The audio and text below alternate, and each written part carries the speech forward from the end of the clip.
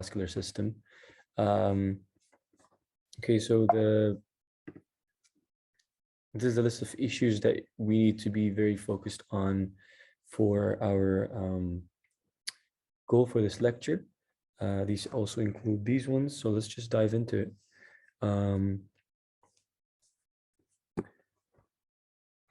So the functional model of the cardiovascular system. So what happens here, or what they're trying to tell us here, is that each side of the heart functions as an independent pump. One sends blood to the lungs, the other sends blood to the body, or the tissues, body tissues.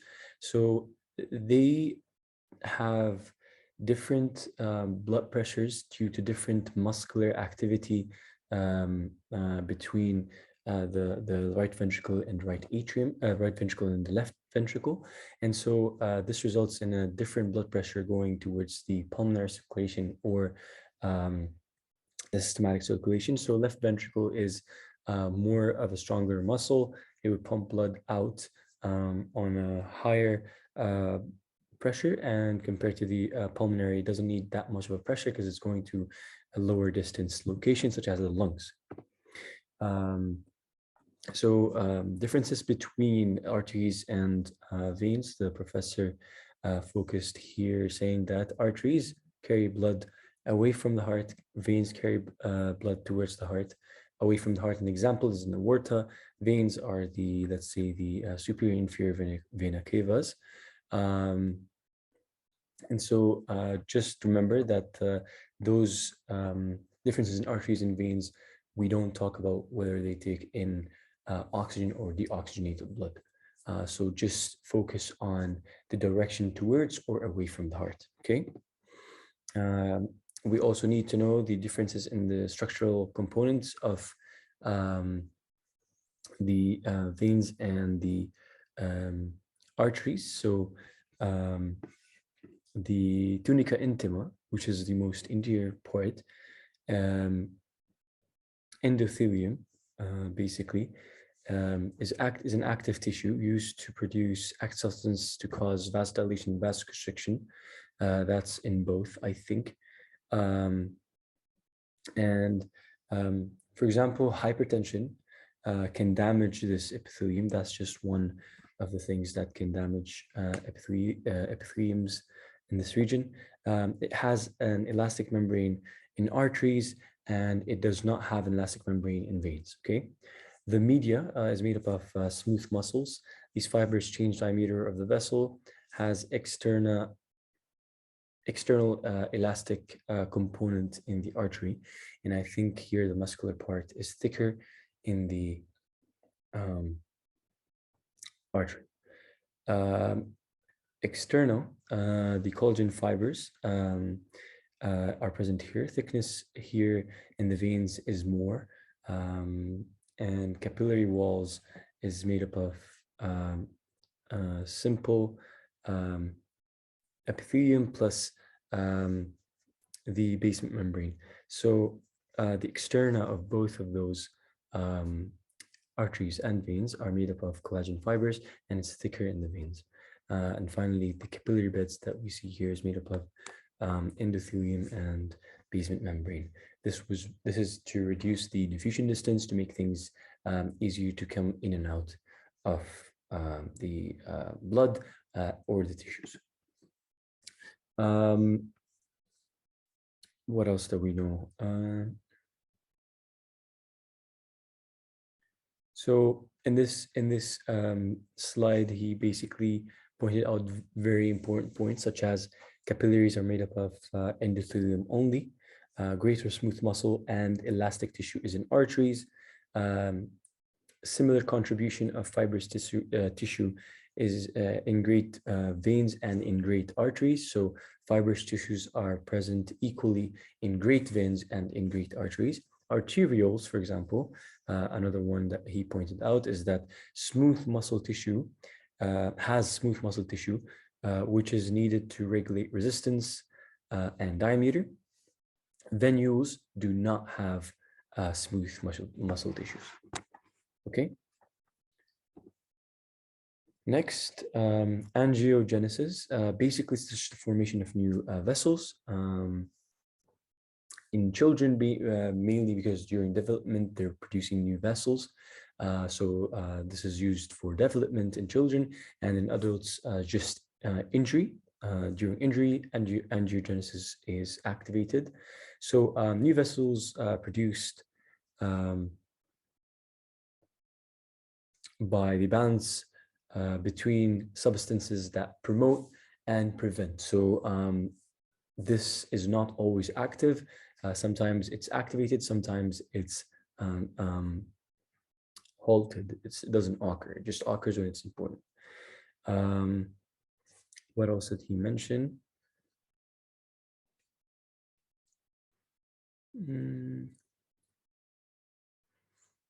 Oh yes. These factors that are cytokines, these are basically the factors that help to promote or help to hold the process of angiogenesis.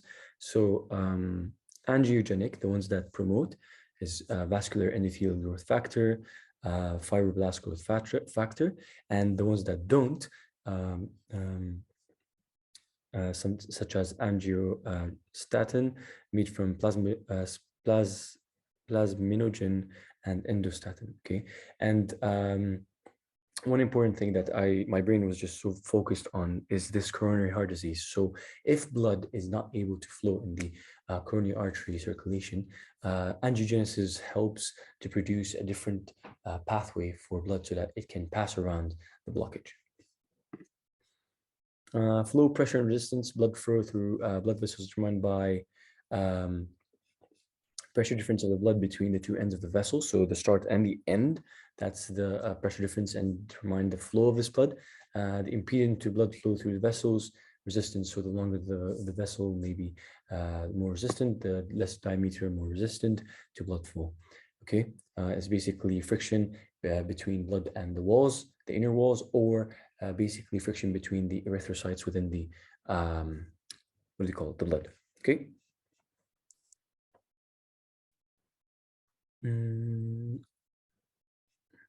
Okay, so blood flow. One second, let's see here. Yes, so blood flow is directly proportional to the difference between the start and the end of this pathway. Okay, that's the delta pressure, and divided by the peripheral resistance. And so blood flow is inversely proportional to resistance. So more resistance, less flow, less resistant, more flow. Okay. Laminar flow. Let's see. Where's laminar flow? There. Okay.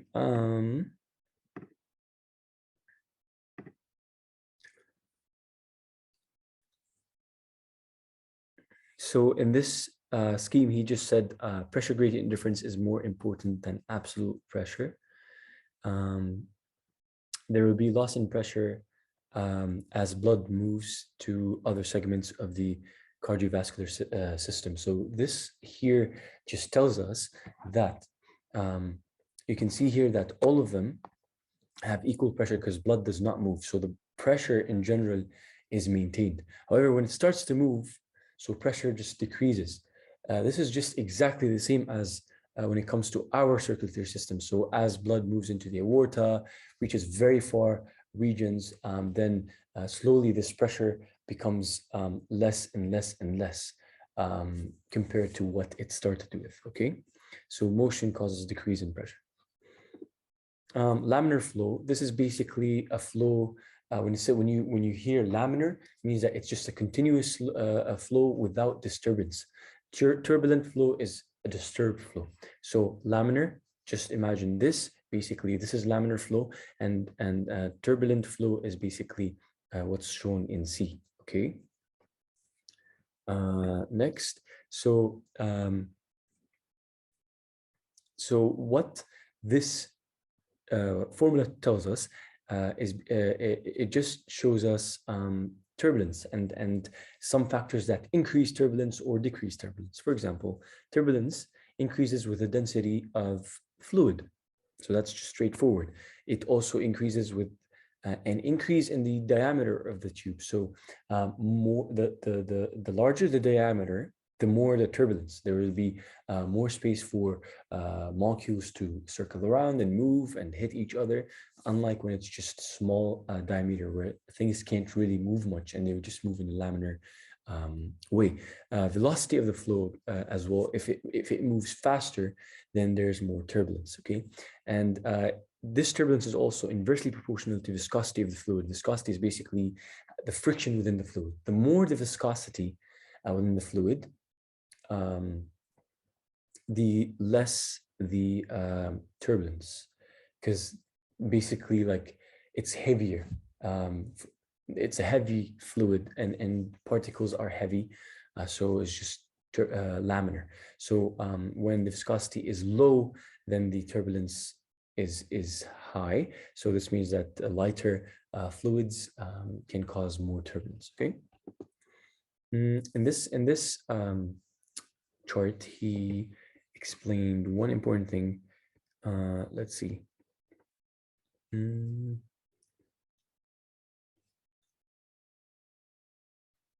Yeah, he differentiated between flow rate and viscosity of flow. And so velocity is basically flow rate per time. So flow rate, which is the amount of substances that move across a certain point per time, divided by the cross-sectional area. So time here is involved. And so flow rate is basically just saying how much particles move through one point. Okay, that's just basically it. Flow becomes, let's see, what did they say about flow here?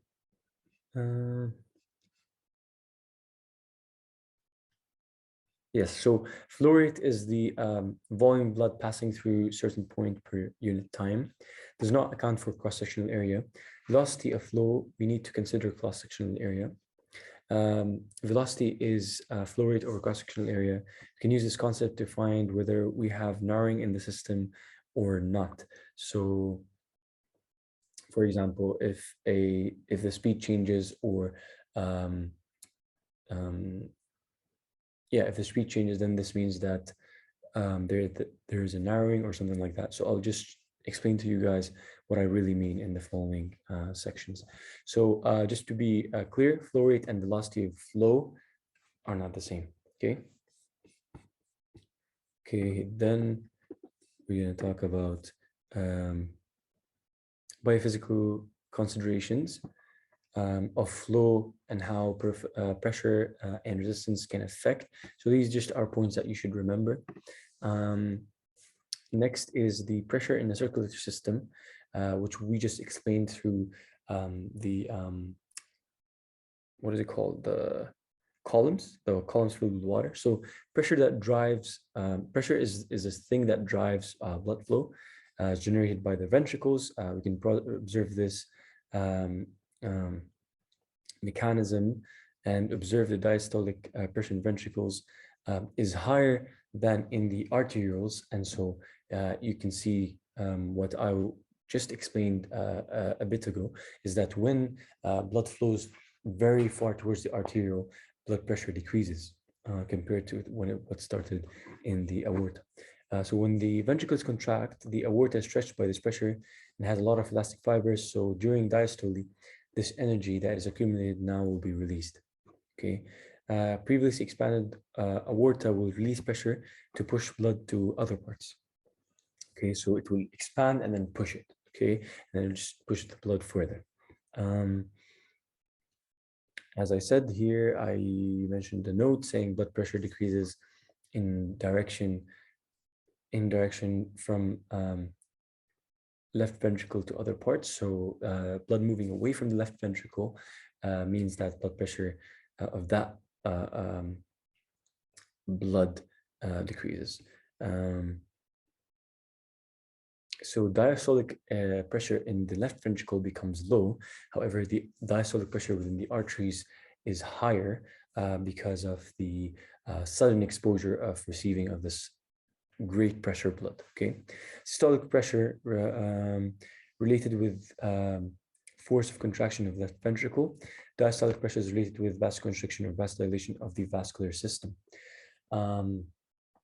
What this means is when you measure somebody's blood pressure, systolic pressure, this is the one found on top. It's basically related to the force of the contraction of the left ventricle. How strong is the contraction of the left ventricle? When we record the diastolic pressure, on the other hand, is related to the vasoconstriction or vasodilation of the vascular system. And it's not related to the left ventricle. What else? And we're going to discuss also the idea of MAP, which is the average pressure in the cardiovascular system. It's also similar to the diastolic pressure.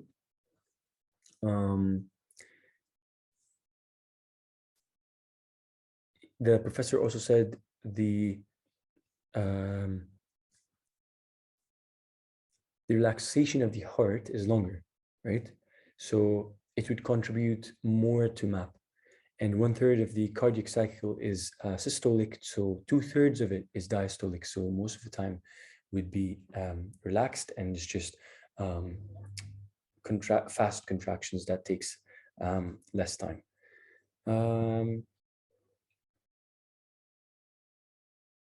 Yes, he also mentioned that pulse pressure in pulse pressure also becomes smaller and disappears in capillaries because of friction, and blood flow is continuous. So blood pressure, remember, there's no difference between systolic and diastolic pressures at the level of the capillaries, because basically there's a lot of friction resistance for those to be very noticeable. Okay, and so you can see that the difference between systolic and diastolic is large in the left ventricle. The more you move away from it, the difference or pulse pressure decreases, just as so we move away from the left ventricle. Okay.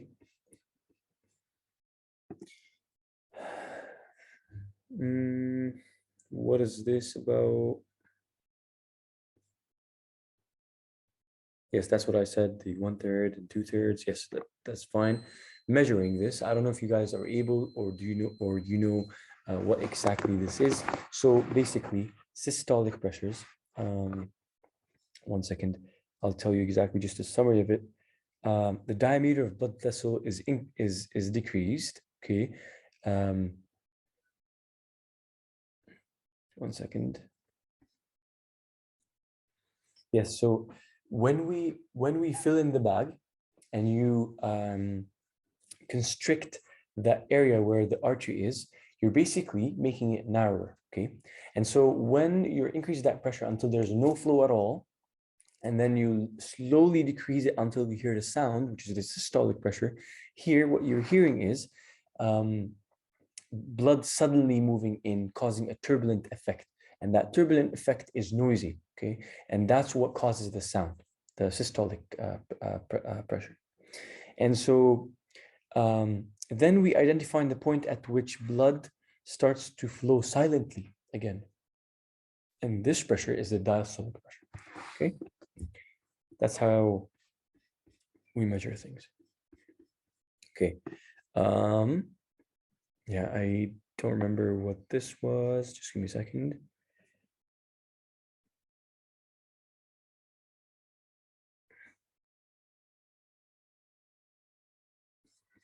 Yeah, that's not very important. Yeah, we're just gonna move to the factors. Let's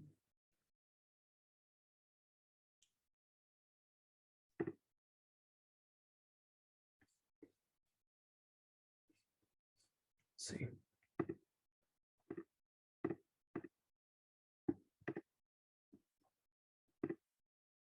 Oh, I missed all those. Where was I? Okay, there.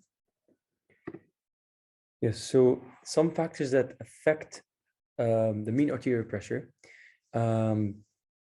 Of course, you guys know that we can compare cardiac output to volume of blood.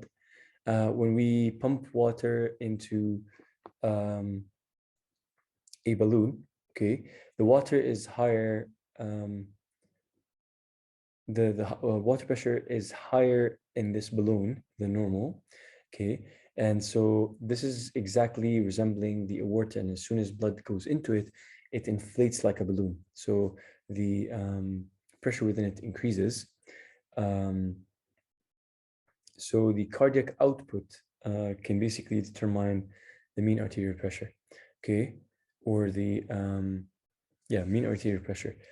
Increasing the cardiac output would increase the MAP. Why? Is because once you increase the cardiac output, there's more blood inflating that balloon, and so this balloon would be creating more elastic effects to push in a higher pressured blood. Okay. So,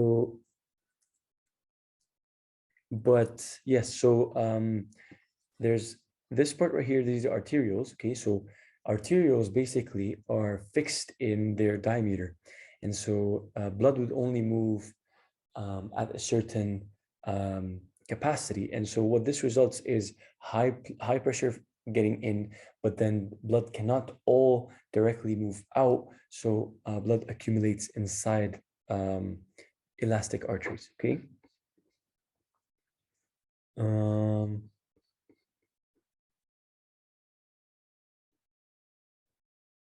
So yes, so what we conclude from this is that the cardiac output and the variable resistance in the arterioles, cardiac output from the heart and the variable resistance from the arterioles determine the mean arterial pressure.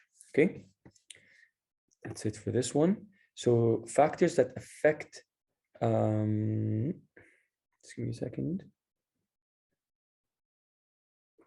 That affect the MAP, cardiac output, resistance of the system to blood flow, blood volume, and relative distribution of blood between arterioles and venules. Just make sure that to know that 60% of the time blood is stored in venous system. Resistance, determined by the radius. So yes, so we're going to demonstrate here resistance. So it's demonstrated by Poiseuille's law. It's proportional directly to the length of this vessel or the viscosity of the fluid. And the resistance is inversely proportional to the radius by 4 times. Okay, so if the radius is increased, the resistance will be decreased by 4 times. Okay.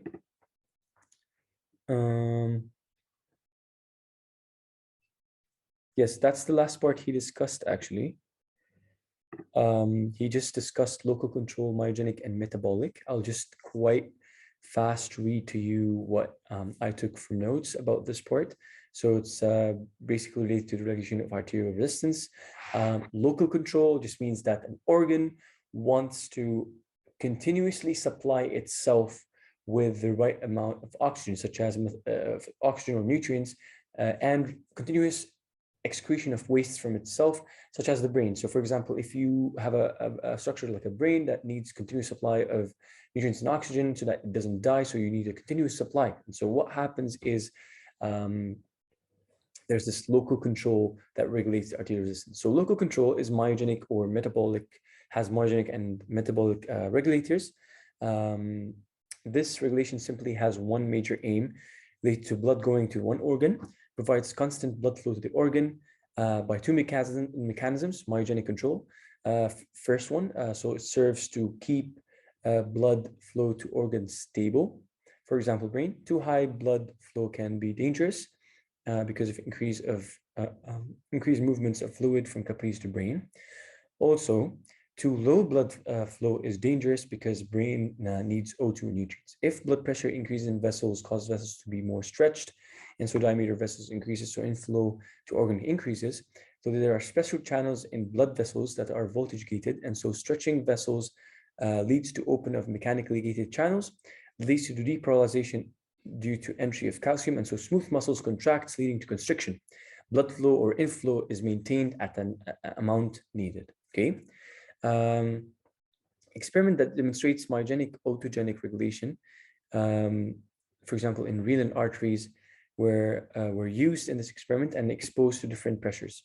And so I think the results of this pressure, so that's the effect of it, of how they work. Let's see. Yes, so this is the experiment.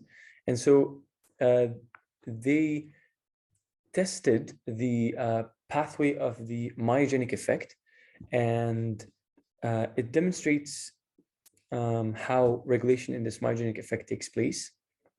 So 3 experimental conditions were carried. So number 1, Ca2 plus free bathing solution to show that without calcium, this is not possible. So they removed calcium completely and saw what's the effect on this process.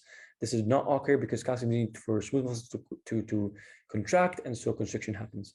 The second option is used to show with channels of sodium is blocked. This is not possible, and so so they removed this function of sodium channels, and so that also has an effect on the myogenic procedure that helps protect organs. And in the third one, we allow for active normal function. We see that there's a difference in the effect. And so number 3 is a normal, myogenic response active. So the pressure, we can see that it decreases. Okay. And as well, the pressure increases and the diameter decreases. Okay. So that was it. I hope this was useful, and I'll see you guys in the next one.